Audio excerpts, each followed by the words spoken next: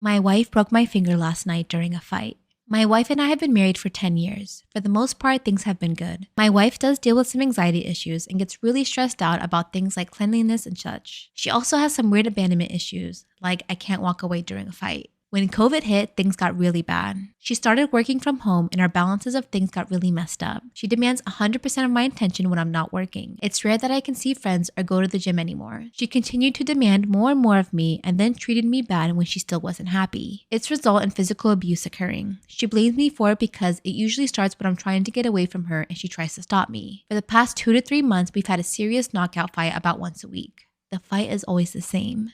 It usually goes like this. I do or say something that upsets her. Usually, I have no clue what I did. She then calls me an asshole. I get upset and ask for a break, which is how we've agreed to handle conflict. She refuses or violates the terms we've set. I feel trapped and try to leave. She physically stops me from leaving by blocking me or taking my keys, phone, or wallet. I make physical contact trying to get by, like trying to gently push her hand away. She then punches, kicks, or tries to trip me. It continues to escalate until one or both of us gets hurt. A week ago, we were cleaning out our storage unit. We had an argument about how to get it done. I grabbed a tabletop saw and tried to move it. She purposefully kicked a toe in front of me and I almost fell onto the blade of the table saw. Last night, we had a stupid fight that stemmed from talking about a movie. She called me an asshole. I kept my cool and attempted to talk to her, but then she told me, "Why am I even married to you?" I left and went for a walk for an hour. I came back hoping that things would have calmed down, but she took my keys from me and then physically blocked me from leaving. She punched and kicked me again. I finally agreed to go to sleep. She came in 30 minutes later making demands that I fix the light. She kept turning the light on and off and pulling the pillow out from under me and pulling the blankets off me. We fought over a blanket. My finger got caught and she broke my finger. I haven't been to the hospital because I can't afford to miss work and I work with my hands. My wife is trying to pretend nothing happened. She's apologized, but she tells me I can't keep being a jerk and need to move on. I'm a good man and I don't deserve to be called an asshole for no reason and especially not hurt. I'm in fear for my own safety now and think I need to leave. I fear she will try to ruin my reputation and get me fired for a BS domestic violence accusation because she's threatened to do that before. Scared and feel powerless. What do I do? Okay, so someone does have a comment which I think will be able to help people in this type of situation, so I'm going to read it. First of all, I'm so sorry you're experiencing this. This is not your fault, you did not deserve it, and I believe you. I am glad you recognize that what you're experiencing is domestic violence. I am worried for you, especially given that it sounds like the physical violence is escalating and she's also been threatening you and engaging in coercive control. I really hope you're able to get medical care for that broken finger, even if you have to miss work. I worry it will not heal properly. If you're able to safely do so, I'd also recommend taking photos and notes of the injury and any other injury she's given you, as well as how are they sustained, when, etc., and keeping that info in a safe place. This could be useful if you decide to seek legal intervention. I don't believe it's available globally, but DocuSave is an evidence collection/storing app for domestic violence victims, where you can upload photos, notes, etc. if your partner doesn't monitor your device. I'd also recommend putting together a safety plan regardless of what you choose to do next. This is basically a harm reduction method that is helpful for people in abusive relationships who may not want to leave or can't leave just yet. Go Ask Rose has an extensive safety plan guide. Also, I would recommend r/abusive relationships. It's a good support sub and there are quite a few male survivors there.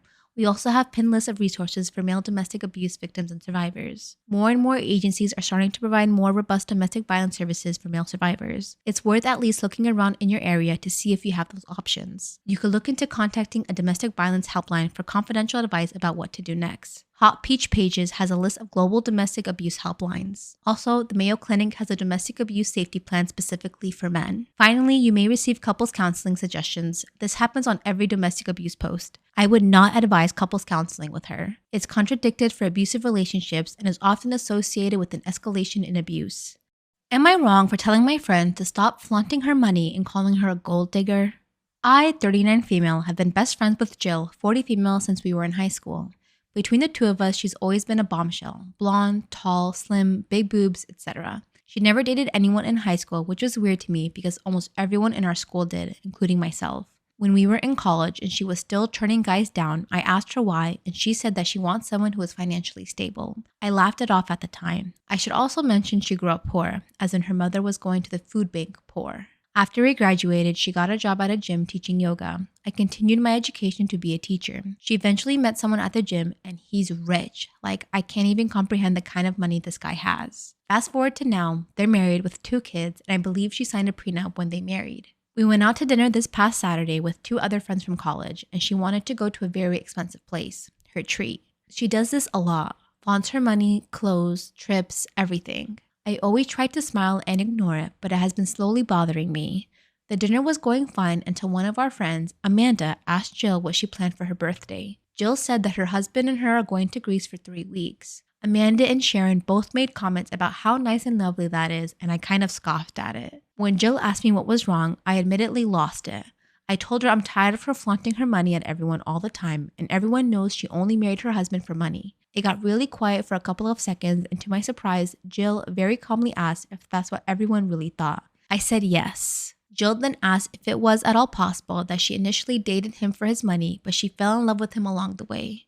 Both of our friends said, of course. At the same time, I said no. I told her she fell in love with what he can provide for her. She then asked me if I love what my boyfriend provides for me, which is way different because I never started dating him for those things. She countered that with, of course you did. If you were just attracted to him, but he wasn't loving, providing, caring, you wouldn't still be in a relationship with him. And if you were, it would be an unhappy and unhealthy one. I argued it's still not the same thing. She then stood up and said that she has other places to be and not to worry about the bill. She left, and then 3 of us finished our meals in silence. When the server came around, he handed me the bill for my meal only. She paid for herself and the other 2, but left me to pay for an almost $50 meal that I really couldn't afford.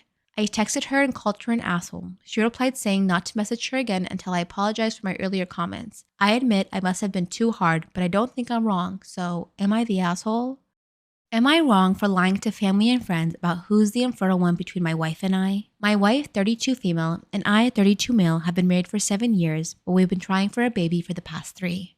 It has taken a toll on our marriage, and I admit that many times I have complained to family, friends, and coworkers about my wife's infertility. Well, what I thought was my wife's infertility. Maybe it is because we live in Utah, but whenever the idea of us being infertile came up, people just swarmed in giving my wife recommendations for fertility specialists. The talk was always, oh, my wife saw Dr. Whatever and we ended up having twins. Or maybe your wife is just too stressed out.